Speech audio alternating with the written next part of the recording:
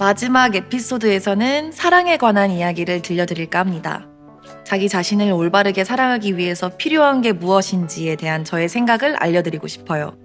또 제가 사랑하는 멤버들, 팬들, 가요계의 많은 후배들에 대한 애틋한 마음도 함께 전하고 싶습니다. 마지막까지 저와 함께 해주세요. 그럼 시작할게요.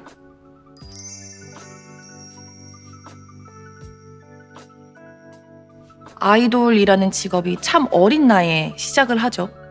연습생부터 해서 요즘은 더 데뷔하는 나이도 일러졌고, 어린 나이에 아이돌 가수 활동을 하면서 제가 느꼈던 건 나보다 타인이 중요해지기가 너무 쉬운 직업이라는 거였어요. 너무 어린 나이에 시작하기 때문에 내가 뭘 원하는지보다 타인들이 내게서 뭘 원하는지에 삶의 포커싱이 맞춰지기가 훨씬 쉬운 거죠.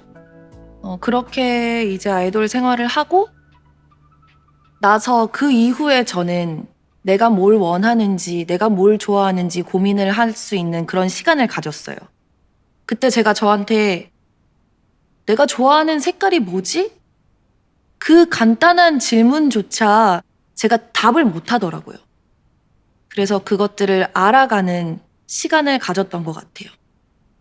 그리고 그때 제가 내린 결론은 전 아주 어릴 때는 노란색을 좋아했고 조금 커서는 엄마를 따라 파란색을 좋아했고 활동을 할 때는 전 초록색을 가장 좋아하는 사람이었고 지금 저는 연보라색을 좋아해요. 그리고 앞으로는 무슨 색을 좋아할지 모르겠어요. 그리고 그 전부가 다 괜찮다고 생각을 해요. 제가 아이돌 가수로 활동을 하면서 정말 좋은 경험을 많이 했고 정말 멋진 추억을 많이 만들었어요. 그리고 그 다음엔 제가 놓쳤던 저에 대해서 열심히 알아가는 시간을 가졌고요. 근데 제가 그 시간들을 쭉 지내면서 단 한 가지 정말 아쉬운 건 믿음이에요.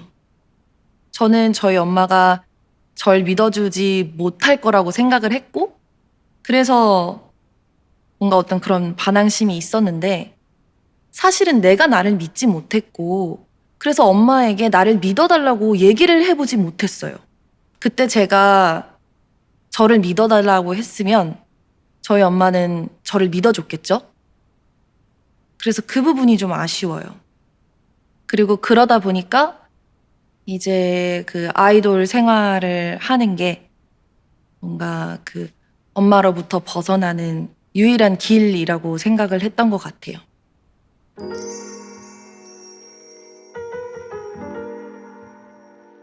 내가 나 자신을 사랑할 수 있는 건강한 삶을 위해서는 그 일과 삶의 구분이 굉장히 필요한 것 같아요. 저는 프리랜서라 사실 그 구분이 물리적으로 좀 어려워서 저 스스로 어떤 규칙을 정했어요. 제 스스로 출퇴근을 만든 거죠. 일을 할 때는 일을 열심히 하고 그리고 퇴근 후 집에 돌아오면 일 생각은 아예 하지 않기로. 대본도 집에서는 아예 안 봐요. 그리고 대신 제가 좋아하는 것들을 해요. 그러면서 되게 많은 발견을 했어요. 내가 뭘 좋아하고 뭘 싫어하고 어떨 때 행복하고 이런 발견들을 했고 그렇게 워라밸을 통해서 제 삶이라는 게 드디어 생긴 것 같아요. 일과 제 삶의 거리를 만드는 것처럼 다른 사람과의 관계에서도 적당한 거리를 두는 건 꼭 필요한 것 같아요. 왜 우리는 나를 사랑하는 방식으로 다른 사람도 사랑할 수 있잖아요. 그래서 뭔가 일부러 거리를 둔다기보단 내가 나의 시간, 공간, 생각이 중요한 것처럼 다른 사람의 시간, 공간, 생각을 중요하게 여기면 그 적당한 거리감이라는 게 생기는 거죠. 그리고 그건 그 사람을 좋아하는 거랑은 또 별개의 문제인 것 같아요. 사람뿐만이 아니라 나를 향한 어떤 타인의 판단, 평가, 그런 목소리와도 거리를 둘 필요가 있어요. 왜냐면 그건 제가 어떻게 할 수 있는 부분이 아니거든요. 어떤 연구에서 인간은 긍정적인 것보다 부정적인 거에 훨씬 빨리 잘 크게 반응을 한대요. 그러니까 뭐 나에 대한 글이 100개가 있으면 그중에 98개가 좋은 거였다고 해도 난 그중에서 나쁜 2개를 기억하는 거죠. 뭐 우리가 원해서 그러는 게 아니라 생존을 위해서 그렇게 발달이 됐다는 거예요. 근데 저는 그걸 보고 그래, 그냥 안 보는 게 답이다 라고 생각을 했어요. 어떻게 할 수가 없는 거니까요. 저 같은 연예인뿐만 아니라 다양한 직업군에서 정말 많은 분들이 그 타인의 어떤 반응, 판단에 굉장히 많이 신경을 쓸 수밖에 없이 그렇게 살아가고 있는데요. 너무 많은 의미를 두진 않으셨으면 좋겠어요. 스스로를 괴롭히면서까지 그럴 필요는 없다고 생각해요.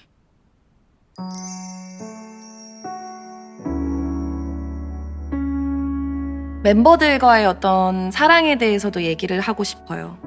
저에게 멤버들은 너무 고마운 존재들이에요. 제가 멤버들과 함께하면서 정말 많이 웃었거든요. 지금 생각해도 즐거웠던 기억이, 그런 추억이 산더미예요. 그리고 멤버들을 통해서 제가 가치의 가치를 배웠어요. 다른 사람의 어떤 소중함을 멤버들을 통해서 배울 수 있었던 것 같아요.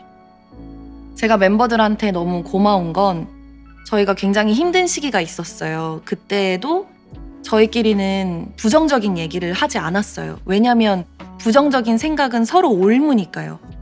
그게 멤버들한테 할 수 있는 굉장히 좋은 배려였던 것 같아요. 서로가 서로에게 해줄 수 있는. 그랬기 때문에 그 시기를 굉장히 잘 지나갔다고 생각을 하고 멤버들한테 굉장히 감사합니다. 저희 팀은 좀 우여곡절이 많았어요. 처음에 6명이 데뷔를 했다가 3명이 남았고, 그리고 혜린이와 솔지 언니가 뒤늦게 합류한 멤버였거든요. 그래서 의도치 않았지만 아마 새로 합류한 멤버들이 소외감도 많이 느꼈을 거예요. 일부러 그런 건 아니지만 그때 서운했었다는 얘기를 들은 적도 있고, 그래서 굉장히 미안한 마음이 들기도 했었어요. 그때 우린 모두가 서툴렀으니까요. 그래서 그 이후로는 먼저 다가가려는 노력을 많이 해요. 그때 그렇게 못했기 때문에. 그리고 그게 너무 필요하다는 걸 멤버들을 통해서 많이 배워서 지금은 제가 먼저 다가가려고 굉장히 애를 씁니다. 혹시 이 얘기를 들으시는 분들 중에 어떤 관계에 대해서 고민을 하고 계신 부분이 있다면 한번 먼저 다가가 보세요. 시작이 어렵지 해보니까 별거 아니더라고요.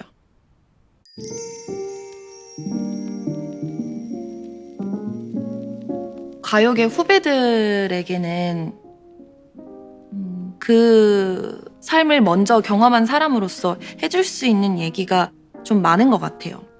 저는 심리학 공부를 최근에 시작을 했는데 그 이유는 가장 큰 건 저를 잘 알고 싶어서였고, 그렇게 저를 알게 되다 보니까 뭔가 후배들에게도 제가 알게 된 걸 좀 알려주고 싶다는 생각이 들었어요. 왜냐면 옛날에는 내가 뭐라고 라는 생각을 했는데 최근에는 나라도 로 좀 바뀌어서, 그리고 연예계라는 곳이 좀 폐쇄적인 집단이다 보니까 좀 그 안에서 일어나는 세세한 세부상에 있어서 알려지지 않은 게 많잖아요. 그래서 좀 미리 경험을 한 사람으로서 심리학 공부를 하고 좀 내가 할 수 있는 게 있지 않을까 이런 생각으로 공부를 했습니다. 제가 심리학 공부를 하면서 정말 큰 위로를 받았던 개념이 자아의 복합성이라는 개념이었어요. 저는 그전에 이상한 죄책감이 있었거든요. 뭔가 항상 내가 똑같지 않은 태도, 모습을 보여주는 거에 대한 어떤 죄책감이요. 멤버들이랑 있을 때, 혹은 뭐 모르는 사람들을 만났을 때, 가족들이랑 있을 때 그 모습이 다 다르다는 거에 있어서 저는 죄책감을 느꼈어요. 그게 불편했고요. 근데 사실은 그럴 수밖에 없대요. 우리는 사회 속에서 정말 다양한 역할을 하고 있고 그 역할마다 다양한 페르소나를 쓰고 살아가는 거죠. 그리고 그 페르소나가 전부 다 나고요. 어떤 나라는 진짜 내가 있는 게 아니라 그게 다 나라는 거죠. 그 개념이 저한테는 굉장히 감사했어요. 지금 데뷔를 준비하고 있거나 혹은 활동을 하고 있는 친구들에게 해주고 싶은 말이 있다면 그 자체로 사실은 너무 반짝이고 소중하다는 거예요. 왜 그런 노래도 있잖아요. 뭐, 젊은 날엔 젊음을 모르고 사랑할 땐 사랑이 보이지 않았네. 뭐 이런 노래 가사도 있듯이 제가 되돌아보면 연습을 할 때부터 그리고 좋은 일이 생겼을 때 그리고 그 이후에도 항상 난 반짝이고 있었어요. 근데 그걸 몰랐죠. 우리가 타인이 우선시 되는 직업이라서 자신의 어떤 반짝임, 그 가치를 타인의 기준에 맞추기가 너무 쉬워요. 그치만 그거랑 상관없이 항상 그 자체로 반짝이고 있다는 걸 꼭 기억해 줬으면 좋겠어요.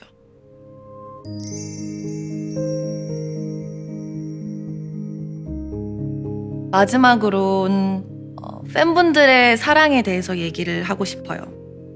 팬분들을 생각하면 굉장히 오랜 시간을 그 모든 순간들을 함께한 존재들이죠. 팬미팅을 할 때 처음에 교복을 입고 오던 친구들이 명함을 주기도 하고 결혼을 했다는 소식을 들었는데 아이를 보여주시기도 하고 그런 일들이 있었어요. 옛날에는 팬분들의 사랑이 물론 너무 감사하지만 어떨 때는 책임감 때문에 좀 부담스럽게 느껴질 때도 있었어요. 솔직하게 얘기를 하면. 나는 특별한 사람이 아닌데 나를 뭔가 특별해서 좋아해 주는 거면 어떡하지? 그리고 내가 이 특별하지 않은 게 들통나면 어떡하지? 그래서 이 사람들이 날 떠나면 어떡하지? 그런 이상한 쓸데없는 걱정을 할 때도 있었어요. 그러다 보니까 내가 뭔가 어떤 결정을 하는 거에 있어서 너무 많이 의식을 하게 되고 나 스스로 혼자 의식해놓고 혼자 억울해 하기도 하고 근데 시간이 지나고 나서는 이 사람들이 나한테 바라는 게 사실은 그저 나의 행복이었구나 라는 걸 알게 됐어요. 그리고 너무 죄송하더라고요. 그냥 나 혼자 그런 생각을 했던 거에 있어서 혼자 그렇게 착각하고 거리 두고 막 그런 것들을 반복해 왔던 거에 죄송해요. 제가 겁이 많고 약한 존재라 그랬어요. 요즘에도 종종 제가 행복해 보인다는 어떤 메시지를 보내주시거나 편지를 써주시는 팬분들이 있어요. 그렇게 말하면서 팬분들이 더 막 좋아하시는 거예요. 그게 저한테는 너무 감동이었습니다. 그래서 더 자신 있게 제 삶을 살아야겠다 그런 다짐을 하게 됐어요. 제가 팬분들께 바라는 거는 팬분들도 행복했으면 좋겠어요. 제가 제 삶을 살면서 행복하듯이 팬분들도 팬분들의 삶을 살아가면서 그 일상 속에서 많은 행복과 기쁨을 느끼셨으면 좋겠습니다. 그래서 팬분들께 좋은 영향력을 드리고 싶어서 노력하는 부분도 있어요. 저를 행복하게 하는 어떤 활동들을 소개하고 왜냐면 그게 또 팬분들을 행복하게 할 수도 있는 거니까요. 제가 예전에 러닝에 한창 빠졌을 때 저희 팬분께서 함께 러닝에 빠지게 된 그 팬분이 계셨어요. 그 팬분이 러닝을 통해서 굉장히 행복해하는 그런 모습을 보면서 제가 너무 기분이 좋고 너무 행복하더라고요. 그래서 너무 감사하다는 말씀 드리고 싶었습니다. 최근에 이제 EXID가 10주년 앨범을 내면서 오랜만에 팬분들을 정말 가까이서 다시 뵀는데 너무 반갑고 감사하더라고요. 왜 저희는 이제 보이지 않는 끈으로 이어진 인연이잖아요. 그 소중한 인연을 소중하게 오래 간직하고 싶어요.